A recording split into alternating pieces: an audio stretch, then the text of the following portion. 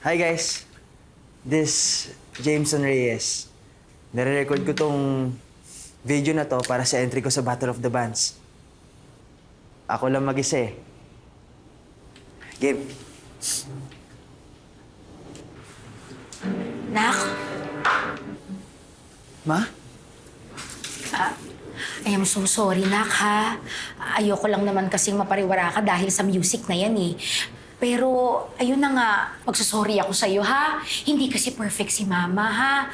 Tao lang siya, marami siyang flaws. Kaya sana patawarin mo na ako.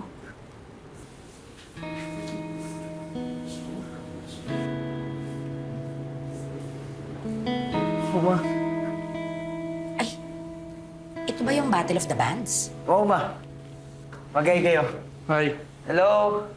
Ay, kaso Ma, wala akong bass sa drummer eh. Wala kang driver?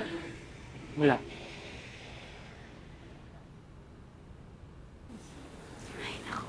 Oh? Ano yan? Nagda-drums ka? Drugs? Ay, hindi ako nagda-drugs, anak! Nagda-drums ako pero hindi ako nagda-drugs. No? Hindi pa narinig rumakrak yung nanay mo. Ako nagturo dyan eh. Legit? Buntin yung dugo natin, no ah! Do not underestimate the daughter of the lead vocalist of Neon Condiman. Correct! Game! Game! Okay. Ready? Bilang!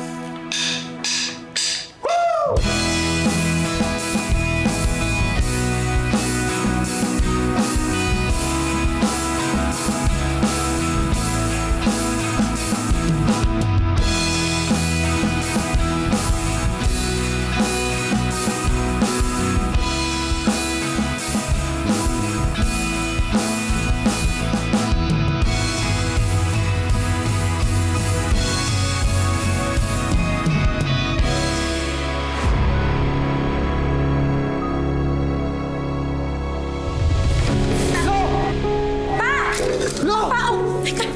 Ah! No, gising! Pa! No! Okay ka lang po! Tulong! Tulong! Pa!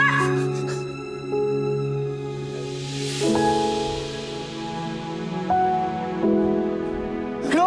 Gising, Lo! Tumawag ka ng ambulansya. Lo! Tulungan niyo kami! Hanap po! Pa!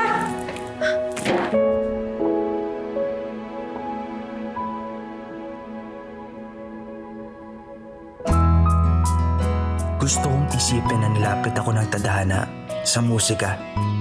Kasi ito ang magiging daan upang makasama ko ulit ang lolo ko.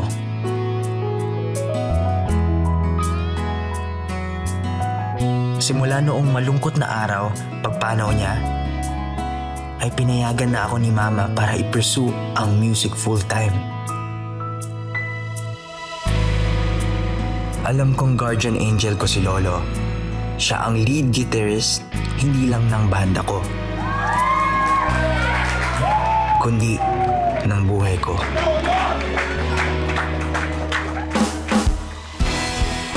Never nalaos si Lola sa paningin ko. Never siya nawala ng fan dahil nandito ko. At habang buhay kong bibitbitin ang musika niya sa puso ko.